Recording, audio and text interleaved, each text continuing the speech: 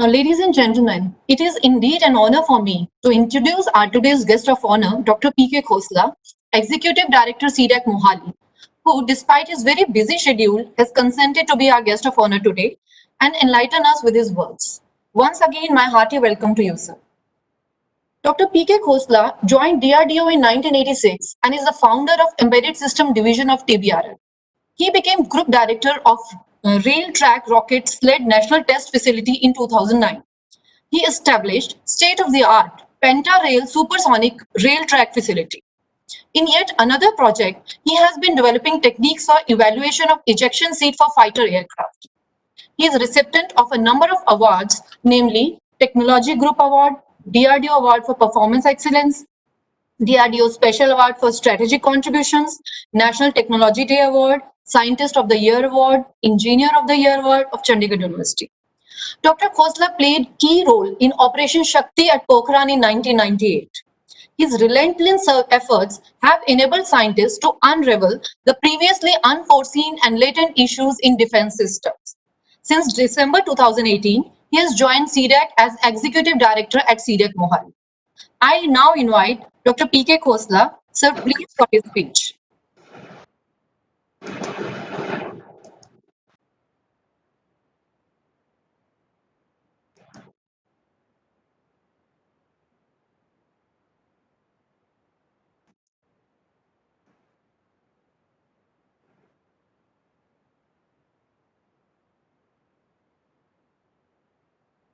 Okay, I hope I'm audible and the PPT is visible. Yes, sir. Audible Yes, and sir. visible, sir. Okay, right. Honorable Professor Patnaik, Director NITER, all the panelists, the faculty members who are the participants of Ushering in Vibrant Demography, very warm good morning to you all. At the outset, let me thank Professor Patnaik for giving me an opportunity to share my views on this topic and also address you. In fact, I used to talk about demography in some other lectures wherein I could have as well avoided it. So when I learned about the topic, I instantly said yes. I'll go ahead with it. And I would like to thank the organizers also for organizing it so smoothly, a topic which has been of great importance. Yesterday, when I was contacted by Professor Ritula, now she was taken aback that I wish to have a PPT in the as a guest of honor also. So I had the opportunity of working with Dr. Abdul Kalam, and you would have seen him as a president of India also used to carry his PPTs. So I have no hesitation in any forum carrying PPTs, and it does bring in a little more clarity and saves time. But on the other hand, I'm not as talented as Professor Patnaik, who engages the audience extempore also for extended durations. So I thought let me go ahead with the planned PPT. And today's topic, ushering in vibrant demography, is so relevant, and it is one of the pillars of Atmanirbhar Bharat. I'll not delve deeper into all the pillars which you would have been studying in the last couple of days. The first one being the economy, wherein we wish to take a quantum jump from $3 trillion economy to the $5 trillion economy. Infrastructure, which meets the needs of the modern India or the India of 21st century. It includes the workforce which migrates to the urban cities, lives in the slums, contracts diseases, and then the economy slows down. So it'll address all segments and establishing systems which are driven by the technology. That's a very important part which you would have discussed yesterday. And today's topic, the vibrant demography, which I'll elaborate a little later, and a demand which is full of utilization and wherein the demand and supply, both parts are utilized fully. Now, friends, today we live in a young India. We are all proud to be with an average age of 29 years. Every citizen of India has an average age of 29 years. A Chinese has an average age of 37 years. An American has an average age of 45 years. a European or a Japanese has an average age of 48 years. So this implies we are indeed a young, large economy. And that has also brought the onset of demographic dividend. And what is demographic dividend? Here, the population of dependents is less than the population of the workforce. This also implies a faster economic growth propelled by the changes in the age structure. Now, how that onset of the demographic dividend sets in, it is primarily governed by two factors. One is the fertility rate, another is the life expectancy. Now, the fertility rate, if it is low, obviously the number of children below the age of 15 will go down. And if the life expectancy is more, again, the working life of the people increases and the population goes down. So, if you look at this, the slide, you see in 1950, the fertility rate was 5.9%. Now, fertility rate is the number of children per woman. So, there were 5.9 children per woman in 1950, which kept falling over the years to 5.7, 3.8, 3.14, 2.24. And now, in 2020, it has gone down to 2.22. So that means the number of children below the 15 years of age are reducing, and at the same time the life expectancy, which was 37 years in 1950, kept increasing to 46.1, 59, 63.5, 69.2, and in 2020 it's nearly 70. That's primarily because of the better healthcare facilities that we have. And once you have these two factors, the lower fertility rate and higher life expectancy, the dependency ratio, the number of dependents, which were earlier more than 50%, 68, 81, 70, 60, 49, and so on. So these dependents who were there in large numbers earlier are beginning to reduce. And that also propels the economy. So this is the basic ingredient of the onset of demographic dividend. Now, this demographic dividend is nothing new to our economy. What you see here is many other countries have also experienced the same. For example, Japan had the demographic dividend beginning in 1964. It was over a 40-year span. And another prominent case I would like to highlight is the China, where the demographic dividend began in 1994. This had a span of 37 years. Now, in our case, the demographic dividend is beginning in 2018. It will have a 37-year span, and this dividend will be with us till 2055. It was seen in the case of other countries, especially Japan and China, that in the first decade of the demographic dividend, most of the time these countries had double-digit economic growth. So it is expected that India will also follow suit. And if you recall, it was around 1994 or so that the Chinese began to overtake us in the economy in a big way. So now it is the turn of India to reap the harvest of the demographic dividend.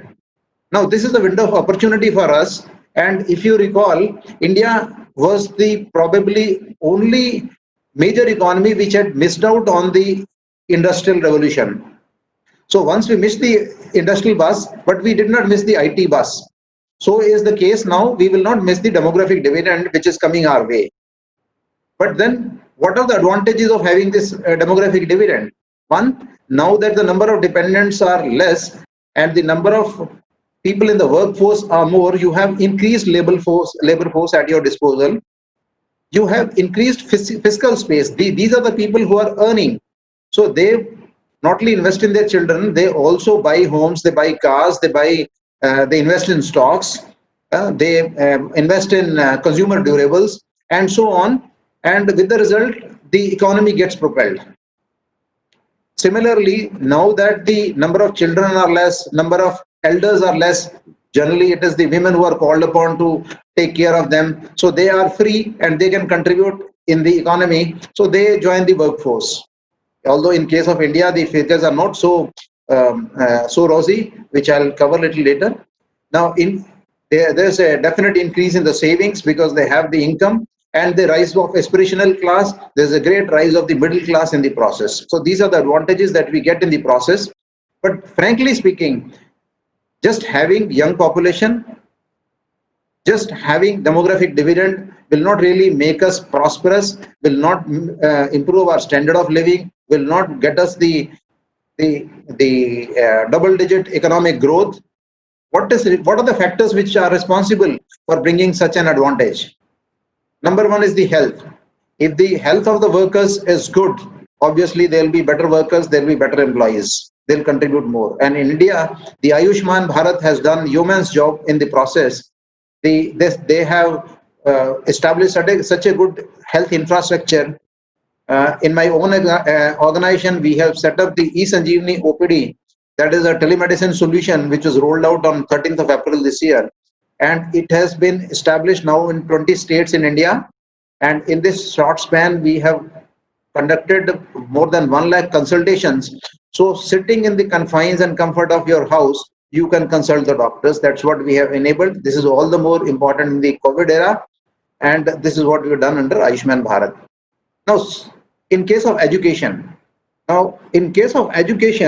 the scene has not been so rosy.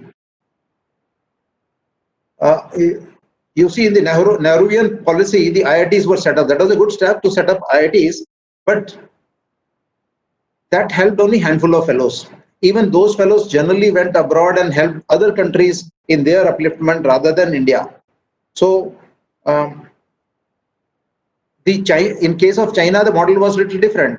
They imparted basic education to their masses, skilled them, helped them set up the cottage industries, and once they reached a certain level of development in the last about 1.5 decade or so, they ventured into higher education.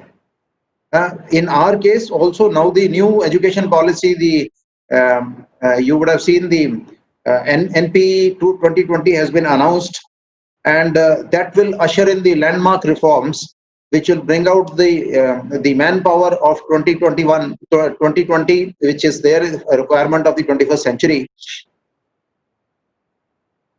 Another aspect I would say, we are trying to shift the manpower from, say, agricultural economy to the manufacturing sector or the service sector. Now they cannot undertake the complex manufacturing processes or the IT sector suddenly. So they need to be educated in a little different way. Let's say you bring in technologies such as virtual reality. It might make the education so simpler that even a child understands. You look at, let's say, I give you an example, a figure like a watermelon, you write an mathematical equation for that, and if you change one coefficient, what is going to be the effect of that on the contour of the article, you cannot visualize easily from the equation. But if it's supported by the virtual reality, it shows where it is going to bulge by change in this coefficient. So that is the kind of technology we have to bring into the education.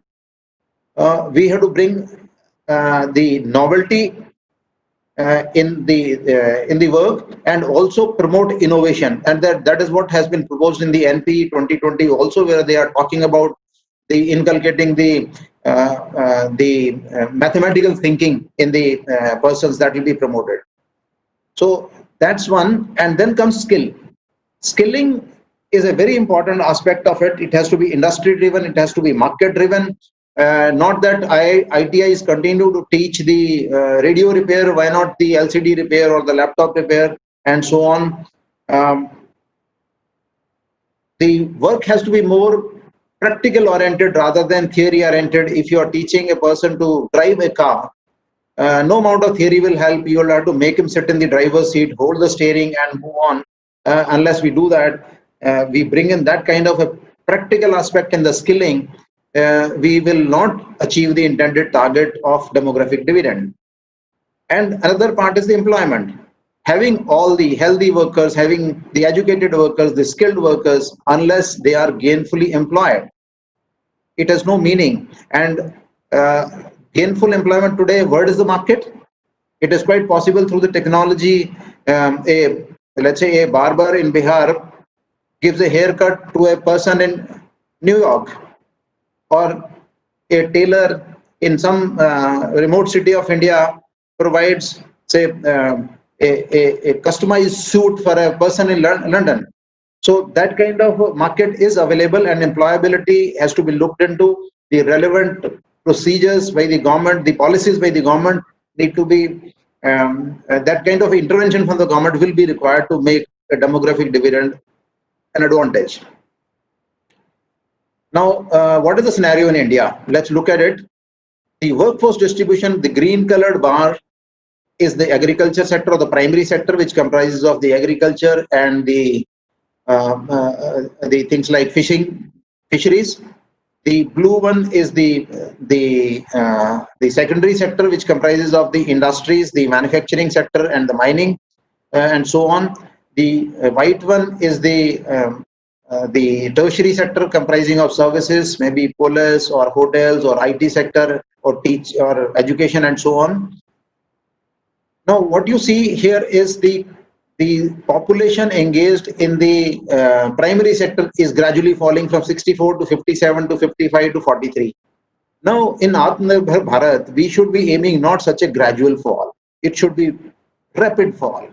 The 43% in 2017-18 should actually be less than 10%, because this 44% which are engaged in the primary sector are generating only 15% of the GDP.